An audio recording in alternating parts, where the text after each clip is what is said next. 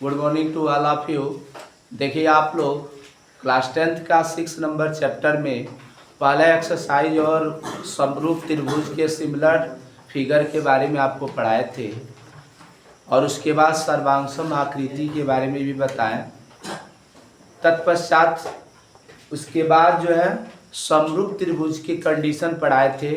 दो त्रिभुज समरूप तब होता है जब उनकी संगत भुजाओं का अनुपात आपस में बराबर हो और संगत कोणों का मान भी क्या हो, आपस में बराबर हो। तो ऐसे त्रिभुज को हम क्या कहते हैं, समरूप त्रिभुज। पढ़े थे ना आप लोग। अब आपको एक थ्योरम इसमें सिद्ध करने चल रहा है, थ्योरम नंबर फर्स्ट, जिसको आप परमे कहते हैं, जिस परमे को थेल्स परमे भी कहा जाता है। थेल्स, एक थेल्स वैज्ञानिक थे, उन्होंने थेल्स परमे दिया था। उन्होंने बताया था कि अगर एक त्रिभुज के किसी एक भुजा के समांतर कोई एक रेखाखंड दो अन्य भुजाओं को प्रतिच्छेदित करती है तो उन में जो भुजाओं का जो अनुपात होता है वो आपस में क्या होता है, बराबर होता है। इस थ्योरम को किसने दिया था, थेल्स ने। आइए हम इस फिगर के द्वारा इसको समझाते हैं। यह ट्रायंगल एक त्रिभुज है। इस त्रिभुज में इस भुजा के समानांतर हम एक अन्य छेदक रेखा या कह सकते हो इसको प्रतिच्छेदी रेखा कह सकते हैं, जो इस दो भुजाओं को क्या कर रहा है, काट रहा है। काटने के पश्चात इनका जो अनुपात होता है, यानी इसमें लिखा जाएगा गिवन दैट, दिया क्या है। गिवन दैट का मतलब होता है दिया है या ज्ञात है। त्रिभुज ए बी सी में D parallel B C, D parallel B C. अब यहां पर प्रूफ दैट क्या करना है, प्रूफ दैट सिद्ध करना है। इस एक्सरसाइज में बहुत ज्यादा प्रूफ करने वाले क्वेश्चन होंगे और कम से कम 2 क्वेश्चन लॉन्ग टाइम इस चैप्टर से हमेशा आते हैं। आपको ये AD upon DB equal to A upon EC होगा। इसको आइए हम प्रूफ कर रहे हैं। प्रूफ को हिंदी में प्रमाण कहते हैं, प्रमाण या उपपत्ति कहते हैं। तो इसको कैसे आप प्रूफ करेंगे, प्रूफ करने के लिए सबसे पहले आप अगर इसमें कंस्ट्रक्शन भी करना पड़ेगा। यहां पर इसका नाम लिख लो यम और इसका नाम लिख दो यम। इससे इसको मिला दीजिए, इससे इसको मिला, दोनों के कटान बिंदु को नाम लिखिए। इसमें कंस्ट्रक्शन करने पड़ेंगे, यहाँ पर रचना करना पड़ेगा। कंस्ट्रक्शन का मतलब क्या होता है, रचना। इसके नीचे लाइन में लिखिएगा, इसमें लिखेंगे डीएम परपेंडिकुलर टू ए, इससे इसको मिला दो, ठीक है ना। अब उसके बाद N E perpendicular to A D, उसके बाद बी को ई से ज्वाइंट किया, बी ई तथा सी डी को मिलाया, सी डी को मिलाया, ये हो गया। अब प्रूफ करना है तो पहले अगर त्रिभुज, इस त्रिभुज का क्षेत्रफल आप निकालना चाहते हो तो क्या लिख सकते हो, त्रिभुज ए डी का क्षेत्रफल, चाहे ए ई डी का क्षेत्रफल लिखोगे तो मान सेम ही होगा, चाहे इधर से ले लो चाहे इधर से ले लो। तो इस त्रिभुज का क्षेत्रफल लिखना हो area of triangle A D E, A D equal to हो जाएगा, आपने पढ़ा है त्रिभुज का क्षेत्रफल बराबर 1/2 आधार गुणे ऊंचाई। आधार कितना इसमें, ए डी ऊंचाई कितना है, यानी, ठीक है ना, AD इक्वल टू NE। अब यहाँ पर फिर से इधर से अगर ले लेते हो एरिया, नाव लिख सकते हो, एरिया AR लिख रहे हैं तो इसका मतलब एरिया समझिएगा, क्षेत्रफल। ए ट्रिंगल AED इक्वल टू हो जाएगा हाफ AE इंटू ऊंचाई, इसके लिए क्या होगा, DM होगा। क्या लिखेंगे, DM। अब इन दोनों, इसको अनुपात लिख सकते हैं, इसको एरिया ट्रिंगल, यहाँ पर पहले इसको बाद में लिखिए, सब लिख लिया। ट्रिंगल DBE, एक ट्रिंगल बन रहा है, ट्रिंगल DBE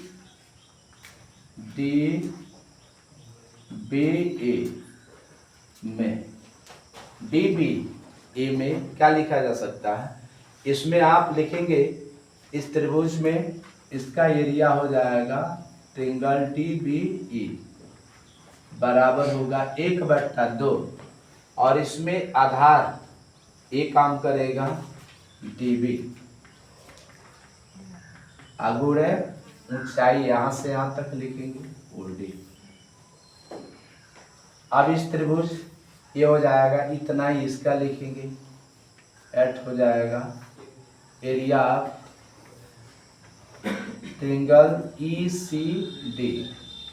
EC बराबर 1/2, आधार कितना लिखेंगे EC, इंटू ऊंचाई कितना होगा OA।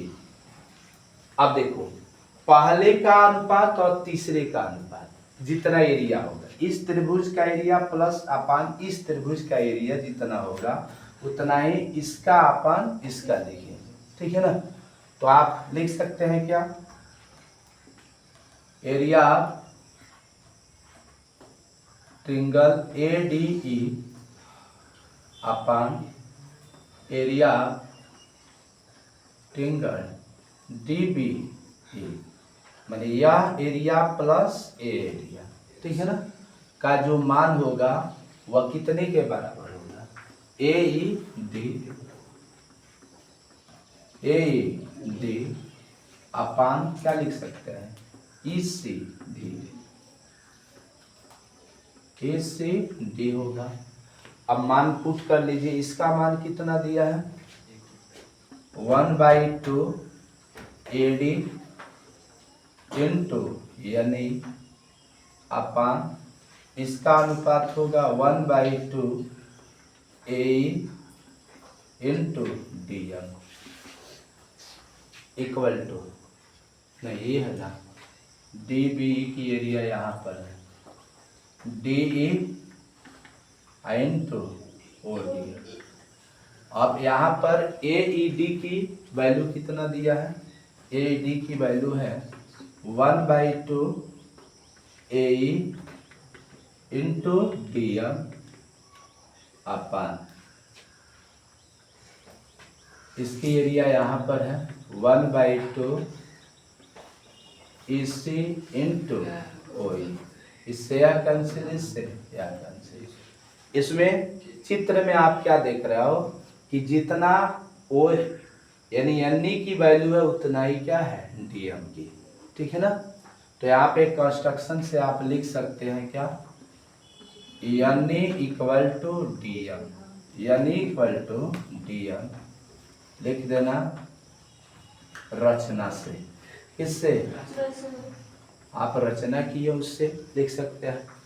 उसी प्रकार OD जितना है उतना ही OE है, OD इक्वल टू OE, ये भी लिखे हैं रचना से। अब यहाँ पर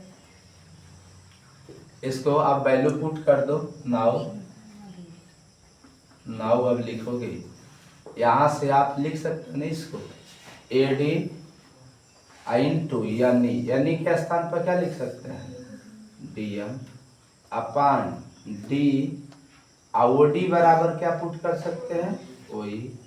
यहाँ पर आपका हो जाएगा AE इंटू DM बट्टा इसी इंटू वही होगा, वही से वही कैंसिल, डीएम से डीएम कैंसिल, बचा क्या आपका एडी बट्टा डी इक्वल टू ए बट्टा,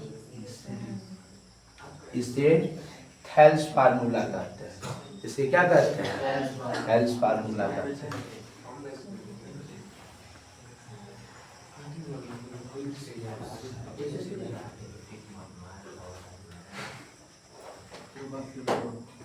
ठीक है ना। इसके कुछ ऊपर में है, ध्यान दीजिएगा, समकोलरी, इसके कुछ ऊपर में है, जैसे एडी अपान डीबी, एडी अपान क्या लिखेंगे, यहाँ पर डीबी था ना, डी एडी, इस त्रिभुज में ये आधार है ना जी, आधार बी है इसमें जी, आधार क्या है बी, इसको बी लिखते आइएगा, इसको क्या होगा बी होगा, ये बी होगा। इसी को आप क्या कहते हैं थेल्स फार्मूला। देखो AD upon DB equal to लिखोगे ए अपान ईसी, ए अपान क्या हो जाएगा ईसी, इसमें ये रखा आधार, ठीक है ना, इसे थेल्स फार्मूला के नाम से जानते हैं। अब इसका कोलरी देखो कौन सा होगा, इसको ये लिख सकते एडी अपान, अगर पूरी डिस्टेंस दिया हो एडी अपान ए बी लिख सकते हैं। पहला कोलरी होगा AD, AD upon A B equal to A upon A C भी होता है।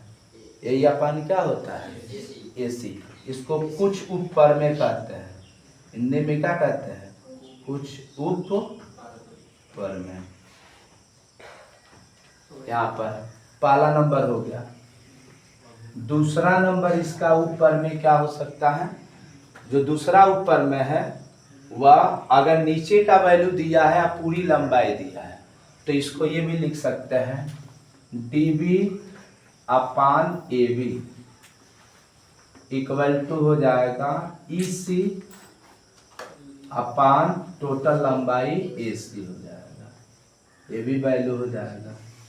थर्ड नंबर क्या कंडीशन हो सकता है, अगर AD इसमें लिख सकते हैं ये टोटल वैल्यू हो तो ये भी लिखा जा सकता है AB अपान D लिख सकते हैं, चाहे AC लिख सकते हैं। AC इक्वल टू होता है D अपान BC। इसी पर आधारित क्या है फार्मूला है। इस पर जैसे क्वेश्चन दे देता है, क्वेश्चन कहता है कि इसकी वैल्यू फाइंड कीजिए, ठीक है ना।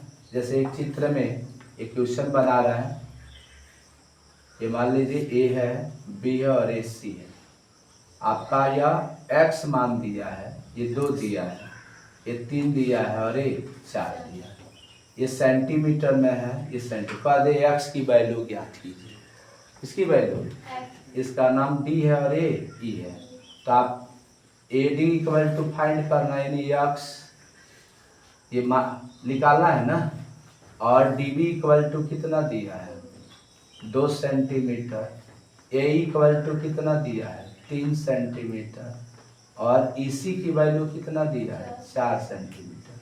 आप पढ़े हो ना थेल्स पर में से, इस पर में से क्या लिखा जा सकता है A D by D B, यानी x अपान क्या लिखोगे 2, इन सूत्र पढ़े हो A D by D B equal to A by E C, तो ए के स्थान पर कितना है 3, ए सी के स्थान पर 4, x की वैल्यू निकालना, ये ट्रांसफर कर दीजिए, x इक्वल टू 3/4 इंटू 2,